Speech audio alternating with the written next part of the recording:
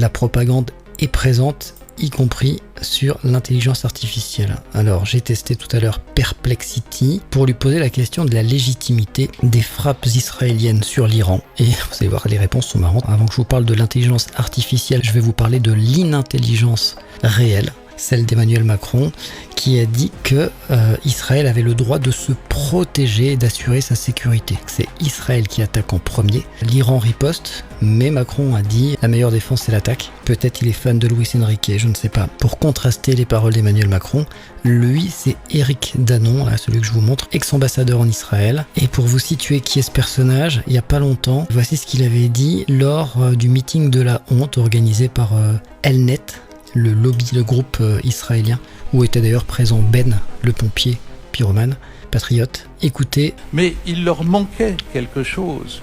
Pour être à égalité avec les Juifs, pourrait-on dire, il leur manquait un génocide. Enfin, ils tiennent le récit d'un génocide. Ce monsieur vient de dire qu'il manquait aux Palestiniens un génocide pour être heureux. Voilà, il leur manquait leur Shoah. En gros, les Palestiniens étaient jaloux des Juifs. N'importe quoi, aucun sens. C'est pas cette déclaration qui nous intéresse, c'est ce qu'il a dit aujourd'hui qui est largement plus intelligent et pertinent par rapport à la situation actuelle. Il fait d'ailleurs référence à De Gaulle. On écoute. Vous avez implicitement un changement de la doctrine française dans le communiqué du président aujourd'hui. Alors, il faudra qu'il le confirme, parce que je ne suis pas sûr que ça a été voulu. Que dit le communiqué ? Israël a le droit de se défendre, et etc., etc. C'est très intéressant, Israël n'a pas été attaqué. Et donc, vous voyez que, alors même que le général de Gaulle, en 67, fixe la doctrine française, en disant le premier qui attaque, je ne peux pas le soutenir. Donc, Israël attaque, et le général dit, je ne soutiens pas Israël. Là, il se passe quelque chose d'intéressant. Israël attaque en premier et le président de la République dit Israël a le droit de se défendre. Éric Danon, ex-ambassadeur en Israël, qui vient de citer De Gaulle en désavouant Emmanuel Macron. Donc vous avez Macron qui devrait juste défendre, protéger la France et puis veiller à la limite à ce qu'il n'y ait pas de nouveaux conflits. Sauf s'il a envie de vendre des armes, ça c'est évident parce que on est soumis aux États-Unis, on le sait. Qu'est-ce qui se passe actuellement ? Pas mal de choses. Regardez, ouvrez vos fenêtres pour voir s'il n'y a pas un missile qui arrive par hasard. Netanyahou appelle les Iraniens à se lever contre le régime maléfique et oppressif de Téhéran. Les Iraniens appellent les Israéliens à se lever contre le régime maléfique et oppressif de Netanyahou. Pour les gens qui font un peu de géopolitique et qui suivaient un petit peu de près ou de loin ce qui se passe à Gaza, c'était annoncé que la prochaine cible, c'était l'Iran. On connaît les projets de l'horrible, du machiavélique Benyamin Netanyahou, dit le boucher du Moyen-Orient. Je suis allé questionner Perplexity. Je lui ai demandé, est-ce qu'Israël avait le droit d'attaquer l'Iran ? Bon, il n'y a pas de point d'interrogation, mais c'est pas grave. J'adore le début de la réponse. Il me dit, la question du droit d'Israël à attaquer l'Iran est complexe et dépend des cadres juridiques internationaux, des justifications avancées par Israël, ainsi que des réactions internationales. Mais moi, je lui ai pas demandé ça, moi. Je voulais qu'il me donne une réponse froide et objective concernant le droit international. Je voulais pas qu'il me fasse une discussion à la CNews avec Pascal Praud et ses copains, ni en mode BFM, quoi. Je voulais qu'il me donne une réponse claire. L'IA me dit...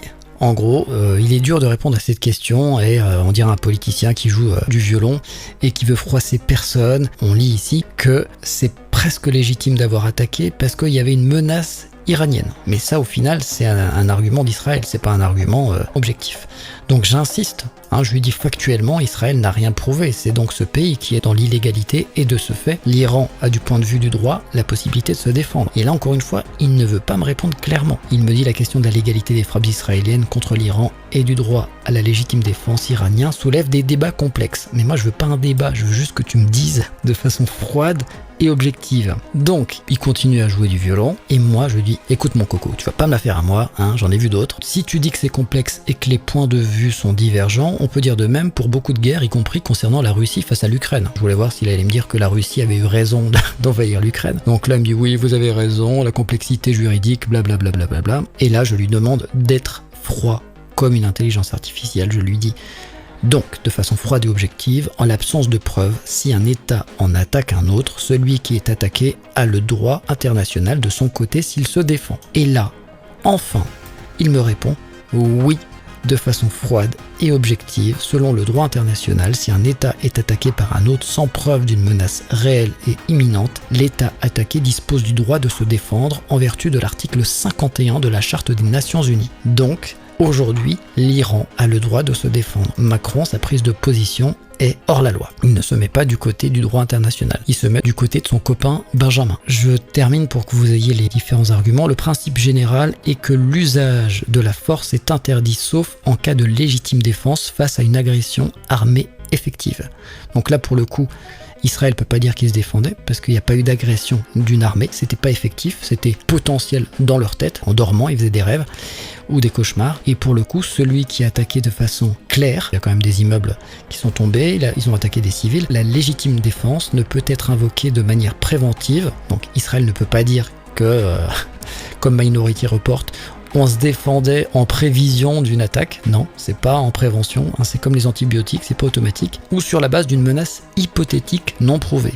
Il faut une attaque armée réelle, aucun danger imminent, et la riposte doit être nécessaire et proportionnée. Si un État attaque sans fournir de preuves d'une telle menace, il viole le droit international et la défense de l'État attaqué est alors juridiquement justifiée. Donc, Israël n'a pas le droit d'attaquer l'Iran, mais en revanche, l'Iran a le droit de se défendre. La même phrase qu'on a entendue 250 000 fois depuis le 7 octobre, hein, Israël a le droit de se défendre, y compris quand ils attaquent. Je termine, ce principe a été confirmé par la Cour internationale de justice dans l'affaire Nicaragua-États-Unis. Seule une agression armée avérée permet de recourir à la légitime défense, pas une menace supposée ou future. J'ai essayé de le taquiner jusqu'au bout, je lui ai demandé « Est-ce que tu es paramétré pour être davantage clément avec Israël ?» Et là, il m'a répondu non. Alors, je continue à l'emmerder, je lui fais la leçon à cet ami qui a mal été programmé. Il aurait fallu donner d'abord le cadre légal de façon froide, puis ensuite exposer les limites et donner des points de vue pour élargir le débat. Tu as fait l'inverse. Il a commencé par me donner l'avis d'Israël avant de me donner le cadre légal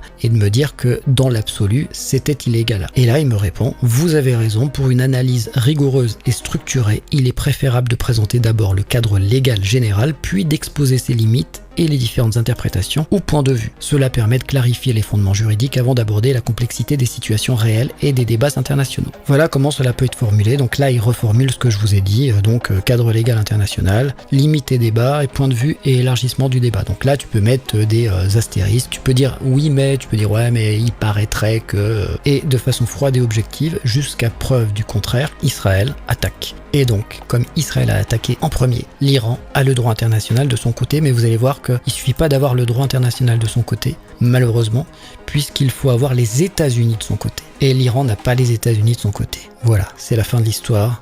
Bonne nuit. Ouais, je pars comme ça, rien à foutre.